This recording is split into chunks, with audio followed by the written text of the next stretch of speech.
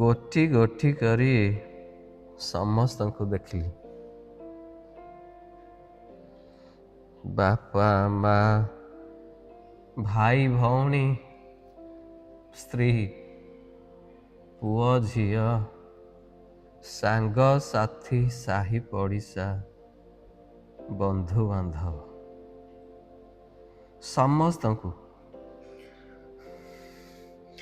ସମସ୍ତଙ୍କୁ ନିଜର ଭାବି ଆଦରି ନେଲି। ସେମାନଙ୍କ ଖୁସି ପାଇଁ ନିଜର ସବୁ କିଛି ଉଜାଡ଼ି ଦେଲି।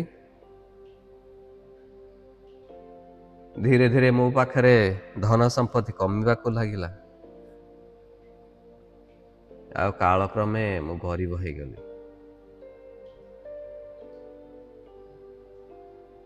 ଏବେ ମୋ ପାଖରେ ଅଛନ୍ତି କେବଳ ଗରିବ ଖଟିଖିଆ ଗୁଡ଼ିଏ, ଯୋଉମାନେ କେବଳ ବର୍ତ୍ତମାନକୁ ନେଇ ବଞ୍ଚନ୍ତି। କାଲି ସେମାନଙ୍କ ପାଇଁ ଅନ୍ଧାର, କାରଣ କାଲିର ଠିକଣା ସେମାନେ ଜାଣନ୍ତିନି।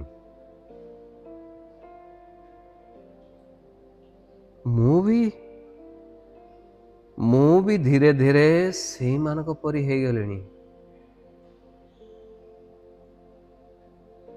ଯୋଉ କାଲି କଥା ଭାବିଲେ ମୋ ଆଖି ଆଗରେ ସ୍ୱପ୍ନର କୁହୁଡ଼ି ଢେଉ ଭାଙ୍ଗୁଥିଲା। ଆଜି ସେ କାଲି ମୋ ପାଇଁ ଅଲୋଡ଼ା, ଅଯଥା ହେଇଯାଇଛି। ମୋ ଅତୀତର ଗଲା କାଲି,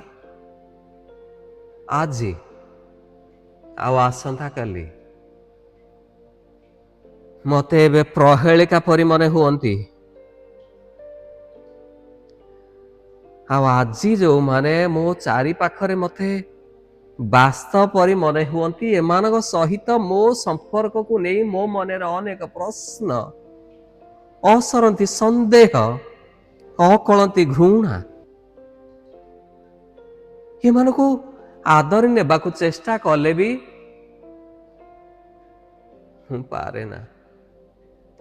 ଭଲ ପାଇବାକୁ ଇଚ୍ଛା କଲେ ମଧ୍ୟ ମୋ ଇଚ୍ଛା ଅନିଚ୍ଛା ହୋଇ ମୋରି ପାଖକୁ ଫେରି ଆସେ।